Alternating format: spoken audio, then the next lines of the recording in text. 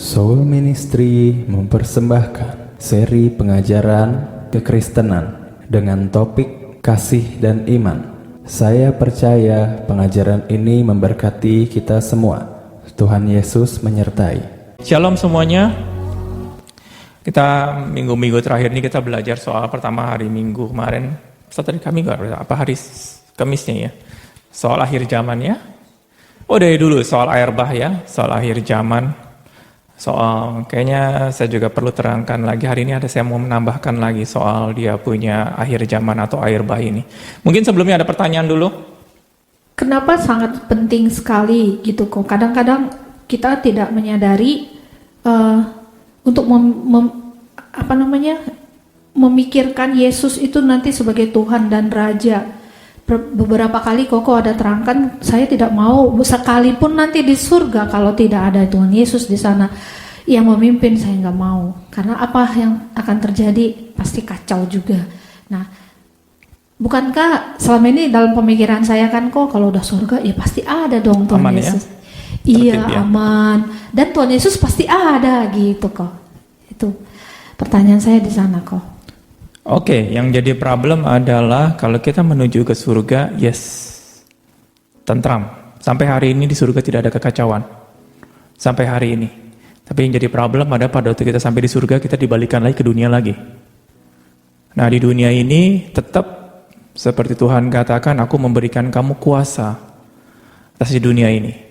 Setiap orang akan kehendak Allah dalam hidup Adam dan Hawa akan terulang lagi kehendak Allah.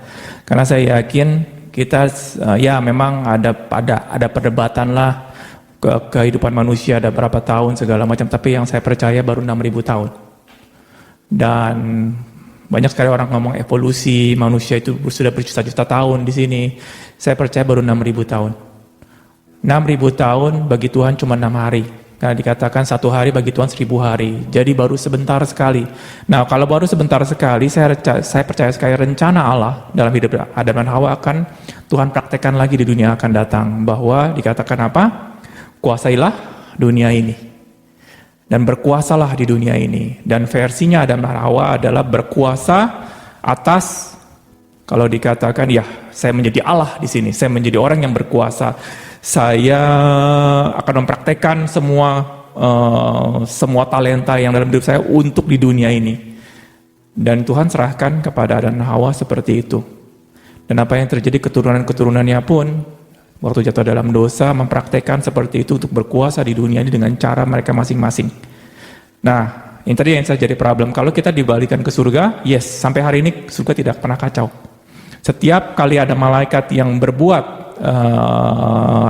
yang tidak menurut kehendak Allah akan dikurung dan diusir. Dikatakan ada firman Tuhan kayaknya di Petrus apa di mana ya? Tuhan mengurung malaikat-malaikat yang melakukan di luar batas. Sampai hari ini pun kalau ada malaikat-malaikat yang melakukan sesuatu di luar batas, Tuhan akan kurung dan Tuhan akan hukum untuk di akhir zaman. Nah, jadi pada waktu kita nanti ke dunia akan datang, kalau kita cuman mau umur yang panjang, sama seperti seperti Adam dan Hawa. Adam dan Hawa pun diberikan umur yang panjang, kekal, dikatakan tidak akan mati. Itu tidak akan menyelesaikan masalah. Apa itu masalah? Kalau kalian di sini tidak mengerti masalah di dunia ini, saya cuman mau memikirkan Tuhan aja, Tuhan Allah yang baik. Saya cuman mau di kamar berdoa dan merasakan hadirat Allah. Kalian terkecoh. Kenapa saya bilang terkecoh? Kalau kalian berharap lagi di dunia akan datang dengan hidup di kamar saja, merasakan hadirat Allah, kalian akan terkecoh. Pada waktu kalian berhubungan dengan manusia yang lain, kalian akan melihat, kok seperti begini lagi manusia-manusia ya. Kalau dikatakan, kita akan diberikan tubuh yang baru, tubuh yang tanpa dosa. Yes, Adam dan Hawa diberikan tubuh tanpa dosa. Awalnya, apakah Tuhan memberikan kepada Adam dan Hawa pertama kali tubuh dengan dosa? Tidak, sempurna. Tapi Adam dan Hawa jatuh dalam dosa. Dan kalau Tuhan nanti berikan kepada kita tubuh kemuliaan, dan kalau kita tidak mengerti cara mempergunakan tubuh kemuliaan ini, dan kita cuma hanya, yes, sekarang saya harus berkuasa. Orang yang mengatakan hidup berkuasa sebagai raja, biasanya akan meminta kita dilayani. Tidak ada seorang raja yang melayani ya. kecuali Yesus ya. Dikatakan kamu tahu aku adalah guru dan Tuhan dan guru, dan kamu benar. Tapi dikatakan aku juga adalah mau membasuh kaki murid-muridnya. Apa itu membasuh saat itu adalah, itu bukan ritual atau keagamaan, dia basuh-basuh kaki murid-muridnya, udah gitu. Ya, saya kasih contoh ya buat kalian ini. Enggak.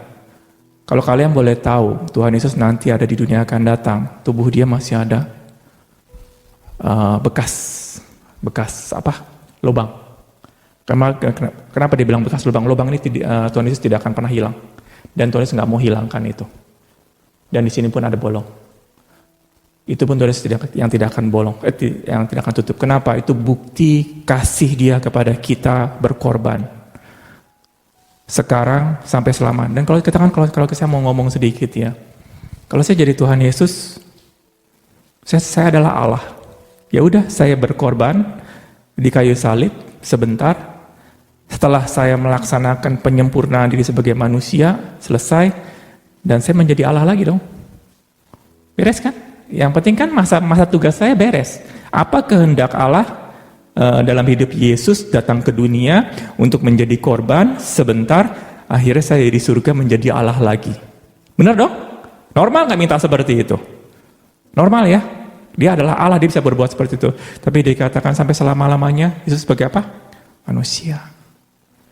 Kenapa saya bilang sebagai manusia? Kalau saya jadi Yesus, saya nggak mau jadi manusia. Kalau kalian, di antara kalian di sini, kalau kalian ada tahu semut, siapa di sini kalian saking sayangnya dengan semut? Saya punya anjing, namanya anjing bison, anjing putih ya. Saya sayang sekali dengan anjing itu. Istri saya juga sayang sekali. Kalau saya tanya, Tuhan katakan bahwa, mau nggak kamu jadi anjing bison? Saya nggak mau. Saya nggak mau. Walaupun anjingnya keren, saya nggak mau. Saya mau tetap jadi manusia. Siapa yang mau jadi anjing? Nggak bakal ada yang mau. Begitu pula dengan Yesus. Yesus adalah Allah. Kalau diperbandingkan Allah dengan manusia dengan anjing, itu nggak ada perbandingan sama sekali. Nggak ada perbandingan. Tapi dia Allah. Dia mau menjadi manusia kapan? Sekarang sampai selama-lamanya karena dia mengasihi kita. Dan dia mau melayani kita. Nah, jadi kalau misalnya nanti kita ke surga dan dibalikan ke sini lagi dan kita hanya cuman mau dilayani, kita cuman hanya mau hidup kekal, diberkati, dapat tempat yang bagus, semua malaikat melayani saya, kehancuran dunia yang akan datang akan terjadi lagi. Kenapa saya bilang seperti itu? Kalau kalian tidak pernah mau merasakan di dunia ini hancur, kalian menutup mata. Siapa di sini kalau kalian? Sekarang saya lagi belajar soal akhir zaman. Dikasih tahu tanda-tanda akhir zaman adalah semua akan semakin rusak. Apa semakin rusak? Kalau kalian mengatakan, oh enggak, Jakarta semakin baik. Semua orang-orangnya semakin baik. Apakah begitu? Saya sampai hari ini, kalau dikatakan mobil saya benar-benar mulus segala macam. Karena setiap kali saya ada punya chance untuk masuk jalan tol, saya masuk jalan tol. Saya nggak pernah ngirit, ngapain kok Hengki cuma masuk satu pintu keluar lagi bayar 10.000. Kenapa? Saya menghindari motor. Karena kalau udah sampai tengah jalan motor menyerempet saya atau saya menyerempet motor, apa yang terjadi? Apa motor katakan silahkan Pak, silahkan mobil jalan, apa yang terjadi? Ribut, ributnya bukan satu, dikerubutin. Apakah kita takut? Bukan takut, saya menghindari. Begitu di kota Jakarta kehidupan 50 tahun atau 10 tahun yang lalu dengan hari ini semakin rusak. Kalau kalian merasakan kota Jakarta semakin baik, kehidupan dunia ini semakin baik, semakin lebih baik karena mempersiapkan Tuhan Yesus datang, kalian salah total. Manusia itu semakin rusak, dan semakin rusak. Maka firman Tuhan katakan di kitab Wahyu, kalau ada orang yang berbuat jahat, Tuhan katakan biarlah dia terus berbuat jahat. Dari kitab Wahyu terakhir. Dan siapa yang berbuat baik, biarlah dia terus berbuat baik. Kenapa? Tuhan akan membiarkan. Semua yang jahat akan semakin jahat, yang berbuat baik, Tuhan akan biarkan semakin berbuat. Kenapa? Karena Tuhan bukan Allah yang sedikit-sedikit punya masalah dihukum, sedikit-sedikit berbuat baik diberkati. Enggak. Tuhan, cara kerja Tuhan adalah soal buah yang akan dimatangi. Kalau belum matang, kayak misal katakan seperti, kenapa kok Hengki ngomong seperti ini? Ingat ada kejadian kenapa tanah Kanaan baru dihancurkan 400 tahun, mungkin 400 tahun setelah Abraham ya. Dikatakan bahwa Tuhan sebenarnya waktu zaman Abraham itu mau menghancurkan tanah Kanaan. Kalau dikatakan bahwa Abraham nggak bisa menghancurkan tanah Kanaan, raja-rajanya, siapa bilang? Abraham saat itu sudah punya kemampuan untuk menghancurkan tanah Kanaan. Kenapa? Dia pernah melawan 4 raja sekaligus dan dia menang. Kalau Tuhan katakan, kamu sekarang masuk ke tanah Kanaan, kamu hancurkan semuanya, aku berikan semua tanah Kanaan ini, bisa. Abraham bisa, saya yakin sekali bisa. Dan Tuhan punya kekuatan luar biasa. Tuhan pernah buat 1 orang mengejar 1000 orang. Benar ya? Ada siapa kejadian Gideon ya? Kejadian Gideon. Waktu itu Gideon ya, benar ya? Gideon berapa? 200 orang dong ya pasukannya ya? 200 orang. Ya, beda-beda dikit lah, 200 sama 300 ya. Kenapa? Lawannya berapa? Lawannya bukan 20 orang. Kalau 200 sama 300 lawan 20 orang, ya terlalu banyak nih orang Israel. Dia lawan berapa? Puluhan ribu. Saya yakin bisa sampai 100.000 orang lawannya musuh dia. Dan kalau saya jadi pasukan Gideon, saya bingung. Tuhan itu 100.000 orang, saya cuma 300 orang. Gimana saya lawannya? Tapi Tuhan waktu itu membuat 300 orang ini bisa menghajar 100.000 orang. Saya nggak tahu lah 100.000 gimana, tetapi pasukan cukup banyak. Nah, kenapa pada saat itu Tuhan tidak membuat Abraham menghancurkan tanah Kanaan raja-raja? Karena Tuhan katakan kejahatan orang Amori belum genap. Belum sepenuhnya genap. Nah, sama sekali sekarang. Kalau dikatakan kota Jakarta akan semakin rusak, Indonesia akan semakin rusak, dunia akan semakin rusak, benar. Kalau kalian tidak ngeh apa yang kejadian di dunia ini dan mengatakan, oh enggak, dunia ini semakin baik, orang-orangnya semakin baik, lihatlah orang-orangnya sudah, dulu nggak ada pendidikan, sekarang sudah berpendidikan, iya dong. Kalau tengah jalan kita ngomong, kalau kita ribut, biasanya kita mengeluarkan kata-kata begini, lu pernah sekolah gak sih? Saya doang ya. Benar ya? Kalau kita bilang orang goblok, itu bukan orang bilang ngomongnya goblok. Kita katakan, lu sekolah gak sih? Seperti gitu. Kenapa? Karena kita berpikir orang yang sekolah pasti berpendidikan. Memang benar sih, orang yang sekolah pasti berpendidikan. Tetapi orang yang sekolah berpendidikan belum tentu mereka mengasihi Allah. Kenapa yang terjadi di dunia ini kan semakin hancur? Semakin hancur dan semakin hancur. Kalau kalian berkata bahwa, oh enggak, dunia semakin baik, kalian akan salah kaprah. Pada waktu kalian melihat dunia ini semakin hancur, kalian harus bisa memilih dunia atau Tuhan. Dunia atau Tuhan. Kenapa dia katakan bahwa dunia ini semakin hancur, Tuhan tidak pernah melihat lagi. Artinya sudah tidak ada Allah. Enggak, Tuhan akan melihat yang namanya buah. Kalau sudah matang, sudah genap. Kapan itu genap dan matang? Di akhir zaman. Pada waktu Yesus datang yang kedua kali. Saya mau ceritakan hari ini seperti dia punya pertanyaan Ibu Yolanda. Kenapa kita harus memikirkan yang namanya Yesus sebagai Raja? Karena tanpa adanya Yesus sebagai Raja, di dunia akan datang benar-benar percuma. Kalau kalian merasakan di dunia ini semuanya makmur, semuanya aman, semuanya tentram, kalian tidak akan mengharapkan dunia akan datang. Tapi kalau kalian melihat Tuhan, kapan Tuhan kau akan datang? Kenapa? Bukan hanya menghakimi dunia yang menghakimi orang yang mati dan hidup, tapi kita punya keinginan bahwa dunia yang lebih baik di bawah pimpinan Tuhan Yesus, bukan karena kita punya umur yang panjang, bukan karena kita akan diberkati oleh Tuhan dengan segala macam berkat yang di surga, bukan pula akan kita diberikan satu mansion, satu rumah yang besar, tanah yang besar. Enggak. Tapi selama-lamanya kalau kita bisa melihat Yesus sebagai Allah, dia mau turun jadi manusia, apalagi kita. Kalau kita kan, oh itu kan cuma Yesus aja, itu tugas Yesus, tugas saya dilayani. Enggak. Bahwa Tuhan Yesus dikatakan, kalau Tuanmu berlaku seperti ini, kamu pun akan berlaku sama.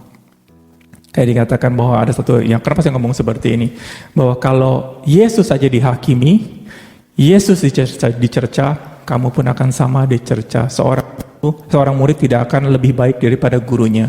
Nah, itu ya, dia punya nih. Hari ini saya mau jelasin soal yang namanya sedikit banyak soal iman. Yaitu apa iman? Kita sekarang lagi hidup dalam kasih karunia. Siapa di sini kita percaya hidup dalam kasih karunia Tuhan? Ya jelas ya. Wah, saya percaya Tuhan, kita hidup dalam kasih karunia. Saya boleh tanya sedikit, apa sih artinya kita sekarang hidup dalam kasih karunia? Apakah kita diberkati waktu kita berdoa sama Tuhan, Tuhan kabulkan?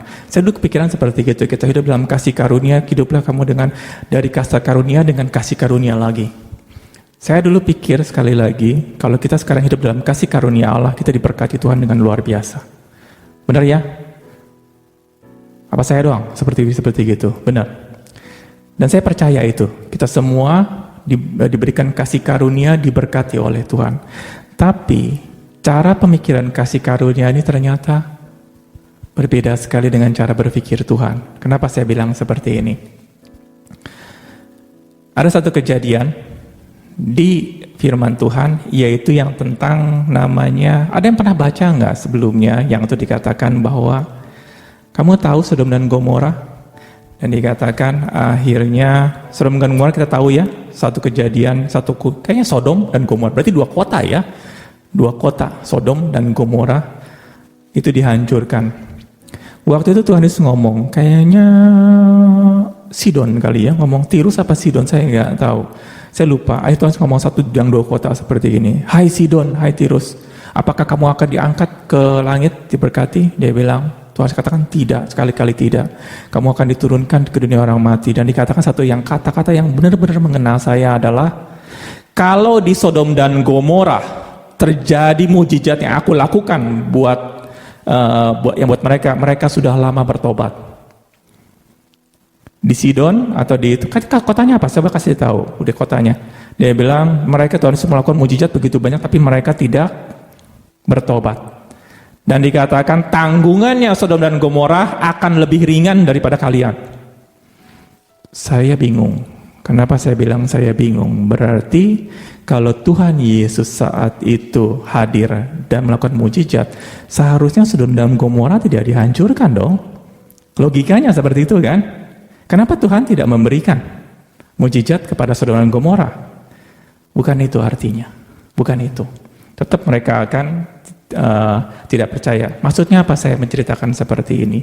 Kita sekarang hidup di dalam kasih karunia Tuhan. Maksudnya adalah Tuhan memberikan tanda-tanda di masa lalu. Dan hendaknya siapa yang mau percaya dan memperhatikan tanda-tanda di masa lalu, kalian akan dapat kasih karunia tersebut. Tetapi waktu kalian ignorant, tidak mau melihat tanda-tanda tersebut, kasih karunia itu nggak dapat. Jadi gini, kalian ada satu perjalanan. Kita mau perjalanan pergi ke Bandung, tapi saya jalan duluan. Kalian jalan setengah jam atau yang 1 jam kemudian. Saya akan di tengah jalan, saya akan ngomong, jangan lewat jalan sini. Lagi macet atau jalannya rusak. Saya beritahu kalian. Saya memberitahu kalian. Tapi kalau kalian tidak percaya, bohong, kok enggak ini. Kalian akan terus tembus ke jalan tersebut, ngalamin enggak? Ngalamin. Tapi kalau kalian percaya, oh iya, kok Hengki ngomong jangan lewat sana, kita lewat jalan lain aja. Akhirnya kalian terhindar dari masalah tersebut, itulah yang dikatakan kalian mendapat kasih karunia. Kenapa saya ngomong seperti ini? Ada satu kejadian, hari ini saya mau ceritakan soal akhir zaman, soal yang namanya iman. Siapa yang percaya kalau orang Mesir waktu zaman Mesir semuanya brengsek? Waktu itu di zaman Mesir mungkin orang Israel berapa? 2 juta, 3 juta? 2 juta, 3 juta lah ya. Orang Mesir kira-kira berapa? Ada yang tahu nggak kira-kira dia punya perbandingannya? Taruhlah sama mungkin ya. Atau lebih sedikit setengahnya lah dari orang Israel. Orang Israel mungkin 3 juta, orang Mesir 1,5 juta. Mungkin masih oke ya perbandingan. Kira-kira dari 1,5 juta orang Mesir, ada nggak yang pernah berbelas kasihan sama orang Israel waktu orang Israel jadi budak? Pasti ada dong. Nggak mungkin dia brengsek seberengsek-brengseknya. Dia menganggap orang Israel itu hewan yang harus dihancurkan, dijadikan budak. Pasti ada 1-2 orang. Pasti saya nggak mungkin pikiran, pasti ada 1 orang. Pernah ada yang mereka menolong orang Israel dengan ngasih makan, ngasih sesuatu waktu orang Israel sakit? Ada nggak? Ada ya. Kalau saya ngomong seperti ini, kenapa saya ngomong seperti ini? Pada waktu Tuhan memberikan 10 tulah kepada orang Mesir, dari hari saya nggak tahu tulah pertama apa sih? Air jadi darah ya, air jadi darah. Apa sih dia punya kerugian air jadi darah? Orang nggak bisa minum ya, semua haus. Tetapi di kampungnya, di Gosen, itu ada air. Tidak terjadi yang namanya air menjadi darah. Tapi di seluruh tanah Mesir, semua air menjadi darah dan orang Mesir menderita. Kalau saya katakan bahwa nggak semua orang Mesir itu jahat. Benar dong, pernah kan ada yang nolong orang Israel kan? Tapi kenapa semua air di tanah Mesir, semua air menjadi darah dan orang Mesir menderita?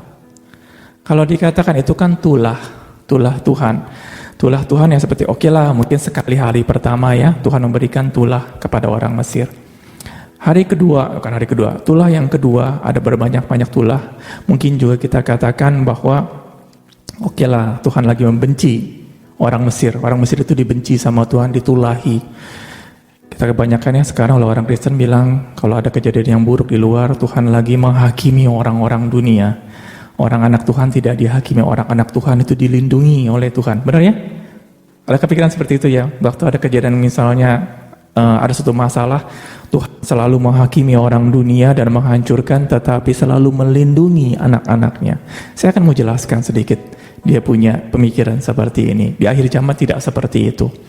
Akhirnya dia punya 10 tulah tersebut terjadi kepada diri orang Mesir. Ada orang baik nggak di Mesir? Ada nggak mereka pernah menolong orang-orang Israel? Pasti ada. Tapi kenapa mereka terkena tulah tersebut?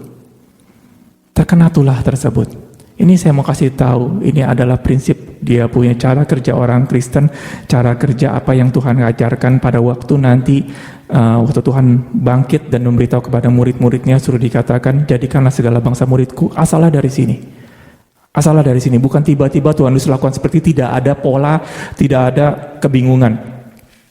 Nah, pada waktu seluruh orang Mesir itu kena tulah, ada orang baik enggak? Pasti ada. Kalau kita sekarang, kalau ketemu orang baik di dunia, kita katakan orangnya baik. Masuk surga enggak? Pasti masuk surga, orangnya baik. Enggak perlu dikasih tahu segala sesuatu, orangnya pasti masuk surga. Pasti Tuhan akan berkati. Kebanyakan kita begitu. Kenapa saya bilang begitu?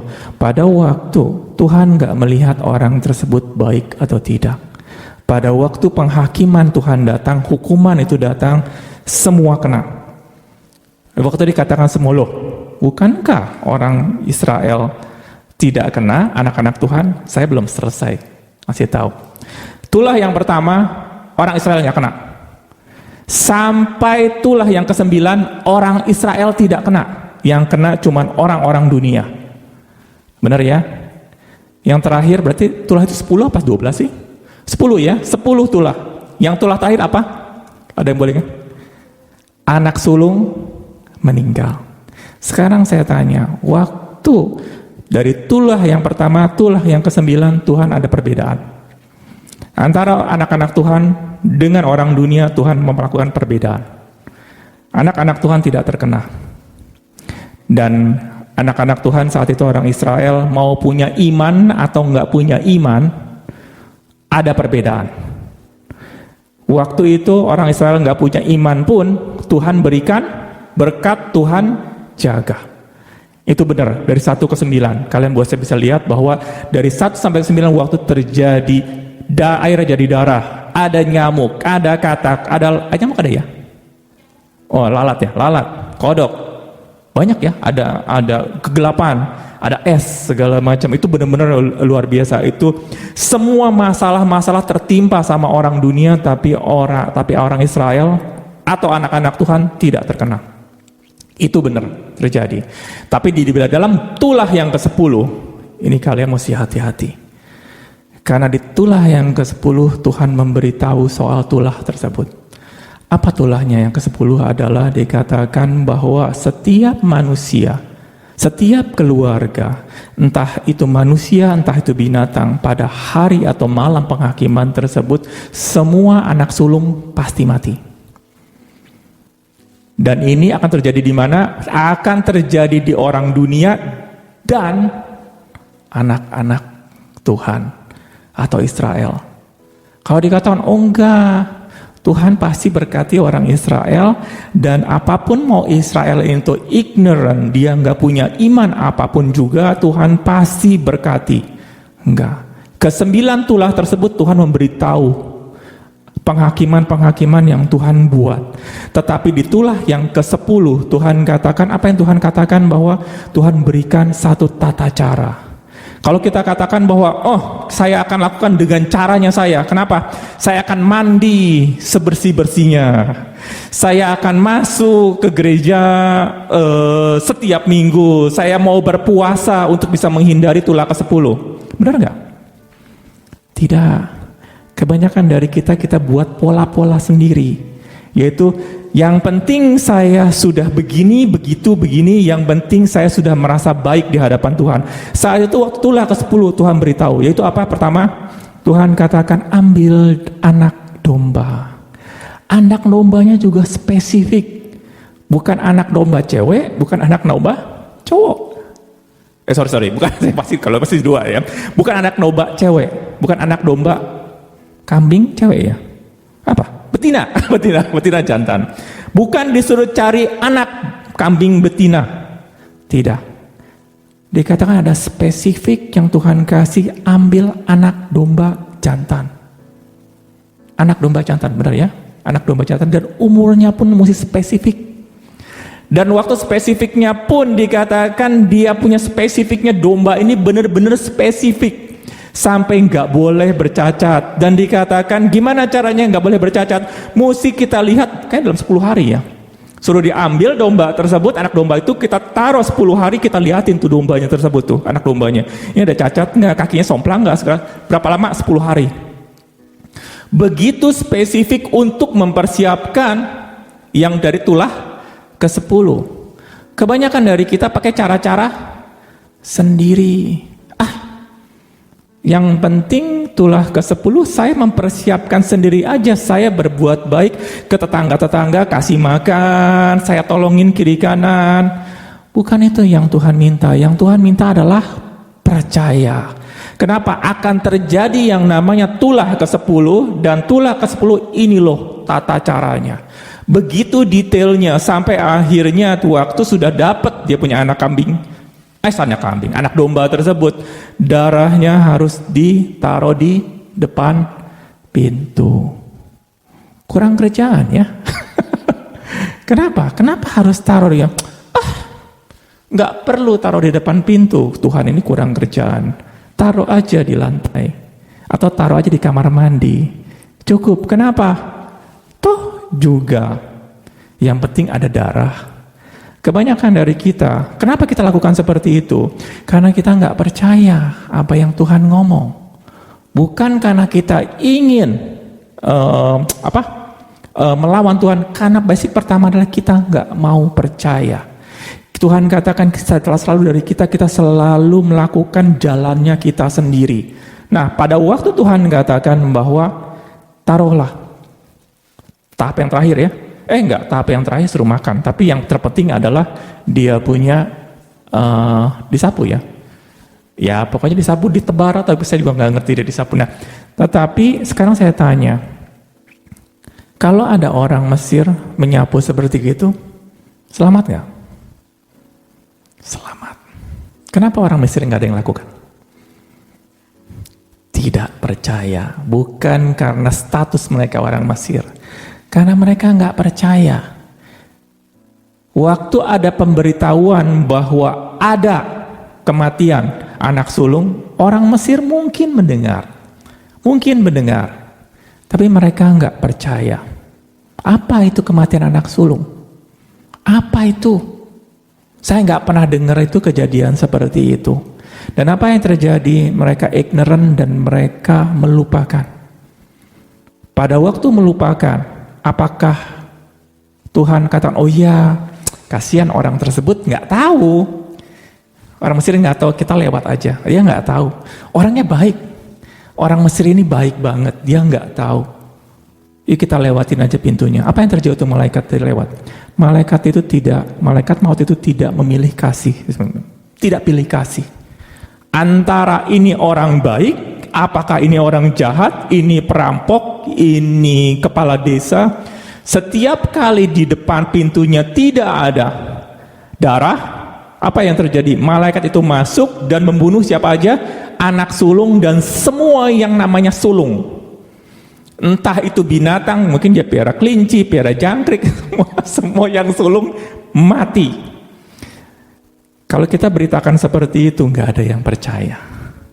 Kalau saya memberitakannya, Tuhan berbicara kepada saya, bulan depan semua anak sulung akan meninggal. Ada yang percaya nggak? Nggak ada yang percaya. Nggak ada yang percaya. Tapi kalau misalnya dalam 9 pertama saya bilang, hai matahari, stop, jangan bersinar. Saya turunkan hujan es di Jakarta seperti kemarin saya, tiba-tiba semalam-malam Tuhan ngomong sama saya, dikatakan begini, kalau misalnya bulan depan aku berkata kepadamu, menjanjikan bahwa bulan depan di Jakarta ada turun salju. Ada yang percaya nggak? Gak ada yang percaya. Kenapa saya bilang gak ada yang percaya? Dari zaman dulu sampai hari ini gak ada yang namanya Jakarta turun salju. Itu yang butuh iman. Makanya Tuhan katakan bahwa beritakanlah Injil ke seluruh dunia. Bagaimana caranya? Tuhan katakan Tuhan akan menyertai dengan tanda-tanda. Ada tanda-tandanya yang Tuhan berikan, tapi kalau kalian berkata kepada orang-orang tidak ada tanda-tandanya, kalian akan membuat orang tidak percaya. Kenapa? Normal tidak percaya. Kenapa saya bilang seperti itu? Orang Israel, kalau misalnya Musa tidak melaksanakan yang namanya 9 tulah tersebut, mungkin orang Israel juga tidak mau menaruh. Dia punya darah di palang tersebut. Gunanya kita, pada waktu Tuhan katakan, aku akan memperlengkapi engkau dengan kuasa, yaitu pada waktu Roh Kudus turun kepada kamu, bukan untuk berbahasa roh saja. Pada waktu kita menerima Roh Kudus, kita saya sudah berbahasa roh, who cares dengan yang lain? Bukan. Karena kalian akan memberitakan sesuatu hal yang tidak mungkin. Kalau kita kata, oh enggak, sekarang saya kasih tahu kepada kalian ya. Memang mungkin di sini agak sulit ya. Karena tapi kalau kalian ada di luar negeri, mungkin pada waktu kalian memberitakan, maukah kamu menerima Yesus adalah Tuhan? Biasanya apalagi di India biasanya mau. Karena kenapa? India punya 1 juta Allah. Waktu ditawarkan 1 Allah lagi, mereka welcome banget. Yes. Ada tambah koleksi saya, yaitu namanya Yesus. Allah saya bertambah 1, makin banyak makin afdol. Itu iman bukan? Bukan. Tapi kalau kalian memberitakan apa, dikatakan ada kematian anak sulung. Di satu kota ini akan terjadi kematian anak sulung. Ada 2 responnya orang. Kalian dilempari batu, bikin kerusuhan, atau diterima. Waktu diterima akan ditanya, kenapa ibu bisa atau bapak bisa mengatakan seperti itu? Akan ada kematian anak sulung. Kalian perlu yang namanya kuasa di dalam. Kalian tidak bisa mempergunakan kata-kata saja di dalam memberitakan darah tersebut. Kenapa saya bilang ini dia punya kejadian persis sama akhir zaman dengan sekarang? Waktu orang Israel, kenapa orang Mesir tidak ada yang menaruh dia punya darah di palang pintu? Karena mereka tidak percaya. Basicnya mereka bukan orang baik, bukan orang jahat. Bukan, karena mereka tidak percaya. Di akhir zaman, Tuhan akan lihat siapa orang percaya sama orang tidak percaya. Bukan orang baik, bukan orang jahat. Kenapa seperti itu? Sekarang kita lagi berubah dengan mengatakan, oh orangnya baik, pasti masuk surga. Oh orangnya bisa dikatakan, saya katakan bahwa Untuk dia punya menaruh darah tersebut, ada dia punya tata cara yang benar-benar sulit sekali saat itu. Mesti cari domba yang spesifik. Anaknya umurnya, sekarang saya tanya ya, itu bukan cuma darah tok loh. Kenapa? Itu darah anak domba yang spesifik. Kalau semisalnya anak domba tersebut, anak dombanya cacat, darahnya diambil seperti begitu. Kira-kira orang Israel selamat nggak saat itu dari? Kemungkinan tidak selamat. Pasti ada yang mati. Karena kenapa? Tuhan spesifik sekali saat itu bilang sama Musa, harus dombanya seperti ini. Oh enggak, karena kan cuma darah doang. Saya cuma hanya ada domba betina saja. Ya sudah, saya potong domba betina tersebut, saya ambil, saya taruh di situ. Apa yang terjadi? Ada nggak keselamatan di dalam keluarga tersebut? Tidak ada. Kan darah, ada darah. Bukan tindakan ada darah atau tidaknya, tetapi kepercayaan kepada kita. Kamu mau percaya nggak pada waktu Tuhan ngomong A dan B? Bukannya harus lakukan A dan B, bukan. Percaya atau tidak, karena dikatakan untuk ikut Tuhan nggak gampang. Siapa bilang ikut Tuhan gampang? Nggak gampang. Apabila kamu ingin apabila kamu ingin mengikuti aku, kamu harus memikul salibku. Susah, ingin cari yang lain aja. Kenapa saya ngomong seperti ini? Akhir zaman akan terjadi sama persis dengan yang pola-pola yang terjadi di awal seperti itu. Itu yang kita namakan bahwa kasih karunia. Kalian beruntung sekali. Ada satu pola diberitahu lebih berkali-kali.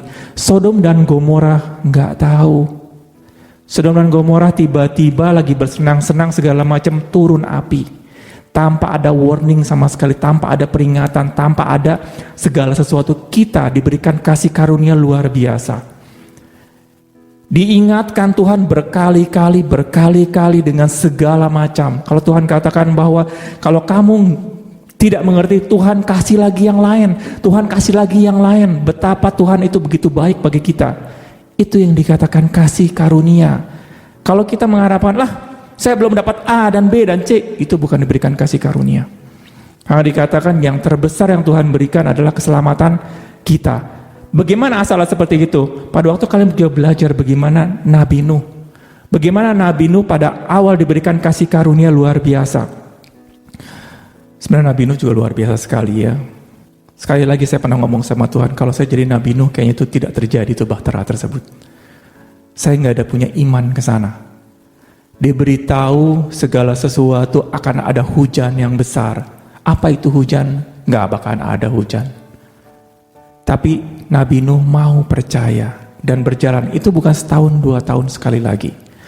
Kalau saya boleh saya membuat cerita sendiri. Mungkin Nabi Nuh membuat 50 tahun bahtera tersebut, tetapi menunggu janjinya Tuhan 50 tahun lagi.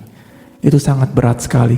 Kalau saya baru mengerjakan sesuatu, masih ada pekerjaan saya lakukan, masih ada enteng. Kenapa saya bilang enteng? Saya masih ada fokus dengan pekerjaan tersebut. Kalau pekerjaan tersebut sudah beres, ternyata janji Tuhan tidak terjadi, gondok minta ampun. Kenapa gondok minta ampun? Mana Tuhan, saya sudah bekerja nih. Saya sudah bekerja, mana tanda-tanda saya nggak ada. Tapi Nabi Nuh masih mau menunggu. Entah 1 tahun, entah 2 tahun, entah berapa. Sekali lagi tadi saya katakan, ini cerita saya sendiri. Mungkin, kalau 50 tahun, saya akan tinggalkan itu semua. Kenapa tinggalkan? Nggak terjadi tuh.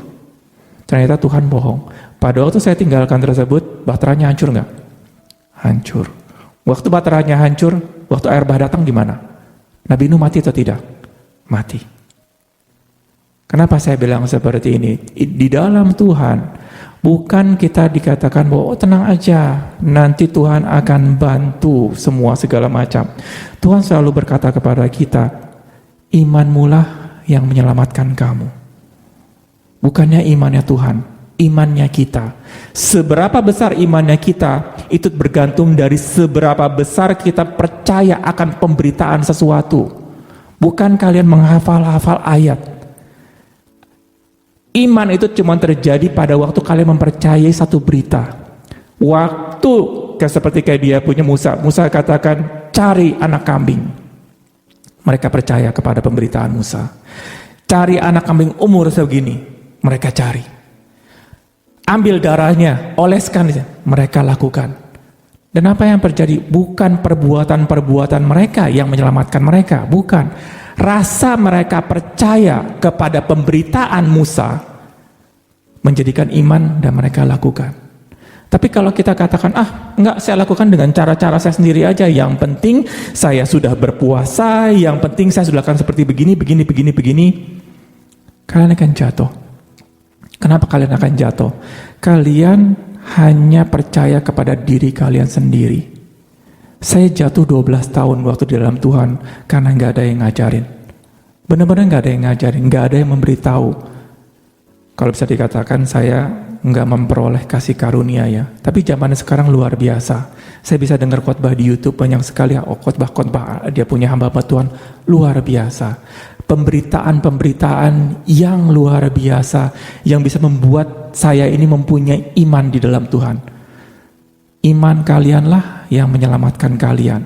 Seberapa besar kalian mau percaya kepada Allah, itu yang menyelamatkan kalian, bukan perbuatan-perbuatan kalian. Oke?